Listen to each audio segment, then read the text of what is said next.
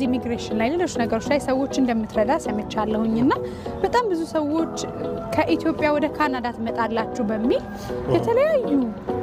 ገንዘቦችን ፕሮሰሶችን ይጀመርና እዚህ ደግሞ በጣም ብዙ ስራ አጥ ሰዎች አሉ ኢትዮጵያውያንም ጨምሮ በርካታ ስደተኞች ከስራ ውጪ ነው ያሉት የሚል ነገር ሰምቻለሁና ትንሽ እስቲ በለን ከልምድ ያው ካናዳ ያው ብዙ ኢትዮጵያውያን ወደዚህ ይመጣሉ ከኢትዮጵያ በትክክል ደግሞ ፕሮሰስ አድርገው ኢትዮጵያን የሚልኩ ሰዎች አሉ እና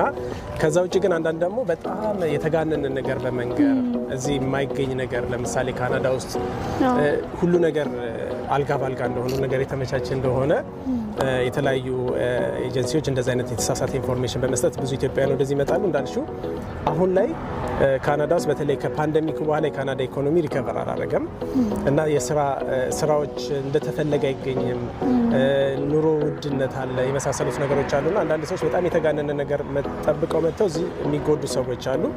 በአንጻሩ ደግሞ መጥተው ያው